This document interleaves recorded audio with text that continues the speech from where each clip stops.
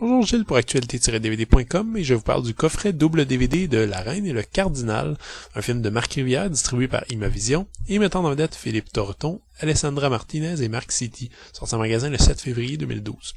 Au XVIIe siècle, le cardinal Mazarin parvient à devenir premier ministre auprès de Louis XIII, mais après la mort du roi, ses liens étroits tissés avec la régente Anne d'Autriche se transforment bien vite en un amour passionné. Cette passion impossible est mise à mal par tous les complots et les jeux de pouvoir que la reine doit éviter afin de garantir la sécurité du jeune Louis XIV.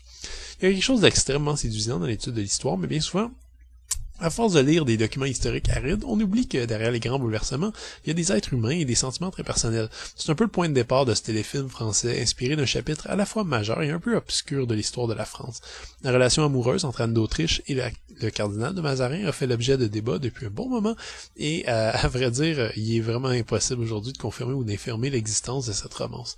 C'est une approche très intéressante et assez pertinente par contre. Beaucoup de grandes décisions politiques prises au cours du téléfilm sont reliées très fortement à des sentiments très subjectifs, et on comprend très bien à quel point l'exercice du pouvoir n'a rien à voir avec l'objectivité détachée derrière laquelle ceux qui l'exercent se cachent souvent.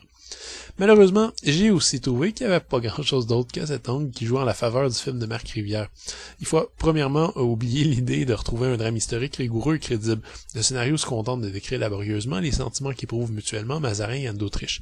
Est-ce que La Reine et le Cardinal est un film romantique? Eh ben non en plus. Je sais pas exactement pourquoi, mais il y a à peu près rien de romantique et d'humain dans cette histoire.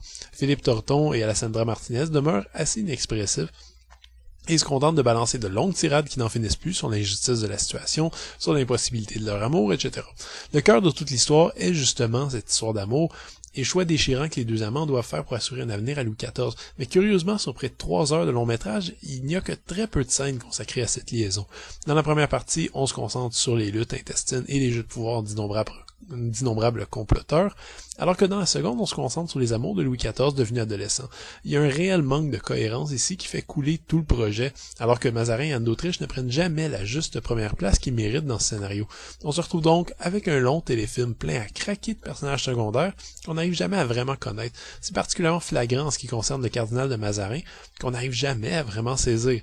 Faut dire qu'à l'intérieur d'un scénario où presque tous les personnages sont hypocrites et ambitieux, on nous demande dès le départ de faire confiance aux paroles d'un cardinal monolithique qui vient de succéder au cruel Richelieu. Bizarrement, ça fonctionne, en tout cas pour Anne d'Autriche, qui se lie avec le cardinal, là encore sans qu'aucune piste ne nous soit donnée pour expliquer cet amour étonnant. L'arrivée d'un Louis XIV plus âgé dans la deuxième partie achève de condamner le récit, puisqu'il se met à prendre toute la place comme s'il était le héros de cette œuvre. Sinon, Marc Rivière arrive tout de même à distiller une certaine élégance au niveau de la mise en scène et des éclairages somptueux malgré un budget limité. Le dit budget est beaucoup plus évident le temps de certaines scènes présentant le peuple dans la rue, avec toujours les 6 ou 7 mêmes personnages, y compris dans les moments de révolte populaire. On parlera pas non plus de trop de certains plans faits à l'ordinateur qui sortent droit d'un jeu vidéo. En bref, on gagnera aucun prix avec ce téléfilm, je pense. Heureusement, certains moments transcendent le scénario décevant, surtout grâce à l'interprétation et aux images de bon goût. Mais quoi qu'on en dise, le film se termine sans qu'on n'arrive jamais à mieux cerner ces figures pourtant fascinantes de l'histoire.